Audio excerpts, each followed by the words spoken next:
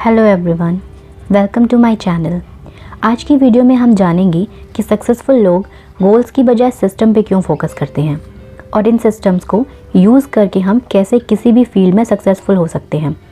दोस्तों, हम मोटिवेशन से ज़्यादा सक्सेसफुल नहीं हो सकते और मोटिवेशन की बजाय हमें किस चीज़ पे फोकस करना चाहिए हम ये जानेंगे। और फाइनली हम ये भी जानेंगे कि हम कितनी आसानी से किसी भी नई हैबिट को बना या तोड़ सकते हैं। आइए शुरू करते हैं। पहला पॉइंट कहता है जस्ट इम्प्रूव बाय 1%। क्या आप जानते हैं कि अगर आप हर रोज़ सिर्फ 1% इम्प्रूव होते हैं तो एक साल के एंड में हम अप्रॉक्सीमेटली 38 टाइम्स इम्प्रूव हो जाएंगे।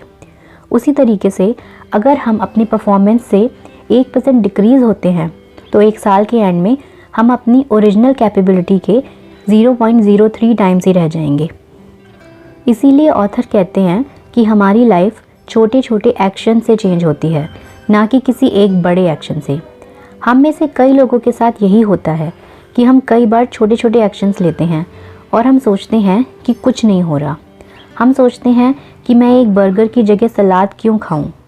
छोटे छोटे एक्शन से हमें लगता है कि नहीं यार, मैं पतला नहीं हो रहा, मेरा पेट अंदर नहीं जा रहा।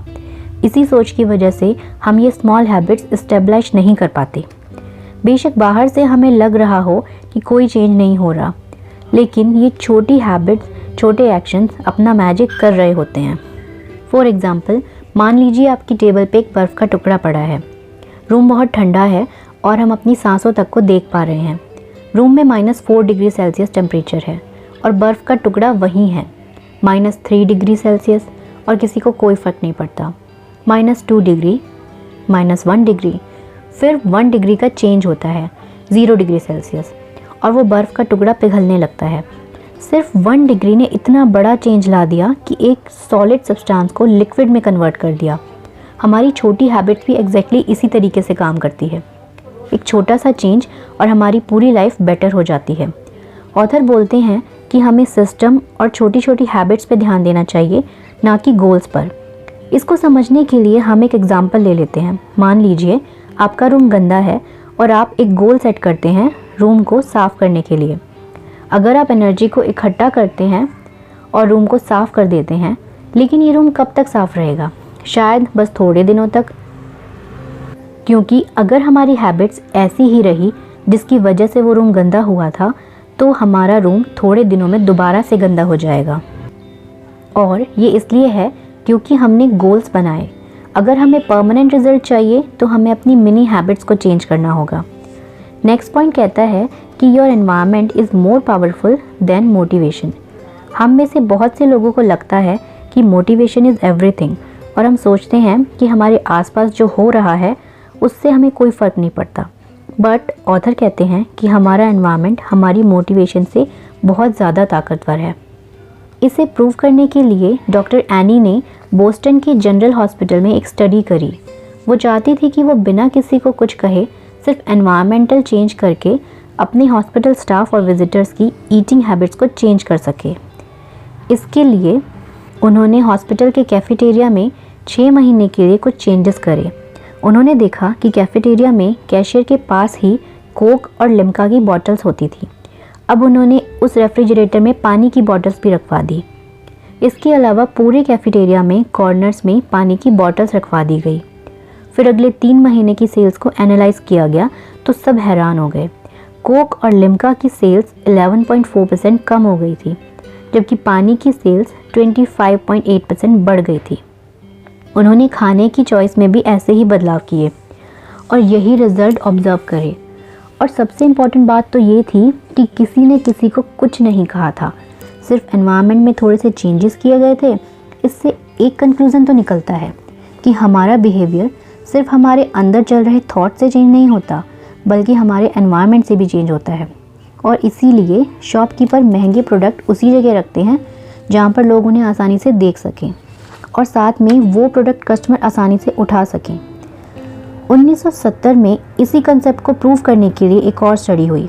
इस स्टडी में रिसर्चर ने नोटिस किया कि एम्स्टर्डम में कई होम ओनर्स अपने नेबर के मुकाबले 30% कम बिजली इस्तेमाल कर रहे थे। जब इन घरों को स्टडी किया गया तो पता चला कि कई लोगों के घर में बिजली का मीटर उनके बेसमेंट में लगा था, जबकि कई लोगों के मीटर उनके हॉलवे में लगा था। और जिनका मीटर उनके हॉलवे में लगा था, यही लोग बिजली का कम इस्तेमाल करते थे। और ये इसलिए था क्योंकि वो अपने घर में हो रहे बिजली की कंजप्शन को ऑब्जर्व कर सकते थे।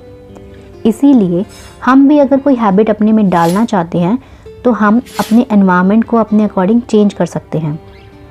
फॉर एग्ज़ाम्पल, अगर हम चाहते हैं कि हम अपनी रात की मेडिसिन को खाना ना भूलें, तो हमें अपनी दवाई की बोतल अपने बेडरूम में अपने बेड के पास रखी टेबल पे ही रखनी चाहिए। अगर हम गिटार को ज़्यादा प्रैक्टिस करना चाहते हैं तो हम गिटार को अपने लिविंग रूम के बीच में रख सकते हैं ताकि वो हमें दिखाई देता रहे। अगर हम रोज़ ज़्यादा पानी पीना चाहते हैं तो हम सुबह ही पानी की खूब सारी बॉटल्स भर के अपने घर में उन लोकेशंस पे रख सकते हैं जहां हम ज़्यादा जाते हों। नेक्स्ट पॉइंट कहता है कि अच्छी हैबिट्स कैसे बनाएं और बुरी हैबिट्स को कैसे छोड़ें। अगर हमें अच्छी हैबिट बनानी है और बुरी हैबिट्स छोड़नी है तो पहले हमें ये समझना पड़ेगा कि हैबिट्स बनती कैसे हैं। ऑथर बोलते हैं कि किसी भी हैबिट को 4 पार्ट में तोड़ा जा सकता है, और ये है क्यू, क्रेविंग, रिस्पॉन्स, रिवॉर्ड। अगर हम इन 4 कंसेप्ट को समझ जाएं तो हम किसी भी हैबिट को बना या तोड़ सकते हैं। इसमें क्यू कोई भी ऐसी चीज़ है जिससे हमें कुछ याद आता है या फिर जिस चीज़ की वजह से हमारा ब्रेन एक्शन लेना चाहता है। इसे हम एक एग्जाम्पल से समझ लेते हैं। मान लीजिए फेसबुक से आपको एक नोटिफिकेशन आती है जिसमें लिखा है कि आपके दोस्त ने आपको कमेंट में मेंशन किया है। ये नोटिफिकेशन हमारे ब्रेन के लिए एक क्यू है। अब इस क्यू से हमारे ब्रेन में क्रेविंग होती है कि मेरी फ्रेंड ने मेरे बारे में क्या लिखा होगा, और फिर हम इस पर रिस्पॉन्ड करते हैं, यानी एक्शन लेंगे और उस नोटिफिकेशन को खोलकर देखेंगे कि हमारे दोस्त ने हमारे बारे में क्या लिखा है।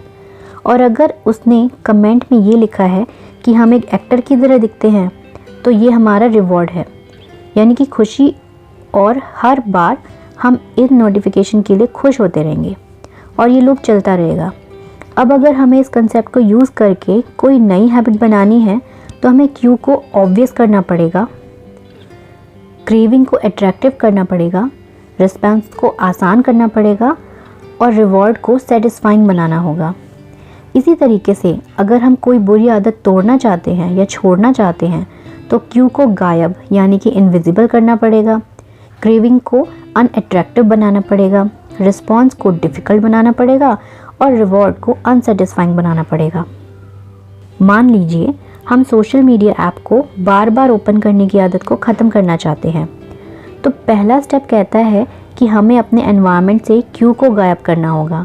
यानी इस केस में हम नोटिफिकेशन को बंद कर सकते हैं, मोबाइल को साइलेंट कर सकते हैं या फिर इंटरनेट को अपने वर्किंग टाइम में बंद कर सकते हैं। सेकंड स्टेप कहता है मेक इट अनअट्रैक्टिव, यानी इस केस में हम अपने माइंड में सोशल मीडिया को ओपन करने के सारे डिसएडवांटेजेस की एक स्टोरी बनानी पड़ेगी हमें, जैसे कि कैसे इसकी वजह से हम हर रोज़ कितना ज़्यादा टाइम वेस्ट करते हैं और अपने गोल को अचीव नहीं कर पाते। थर्ड स्टेप कहता है कि मेक इट डिफ़िकल्ट, यानी कि ऐप खुलने से पहले हमें बीच में रिस्ट्रिक्शन ऐड करनी चाहिए, जैसे कि हम एक लॉन्ग पासवर्ड रख सकते हैं या फिर फ़ोन को खुद से बहुत दूर रख सकते हैं। फोर्थ स्टेप कहता है कि मेक इट अनसेटिस्फाइंग, और ये हो सकता है एक अकाउंटेबिलिटी पार्टनर रखें, यानी कोई ऐसा दोस्त जो हमें बताए कि हमारा इन सोशल ऐप्स की वजह से लाइफ में एक अनसक्सेसफुल पर्सन बनने का कितना बड़ा चांस है। दोस्तों, ये सब बातें मैंने आपको जेम्स क्लियर की बुक एटॉमिक हैबिट से बताई हैं। कमेंट करके ज़रूर बताएं कि आपको ये वीडियो कैसी लगी और हमारे चैनल को ज़रूर सब्सक्राइब करें। Thank you so much for watching this video.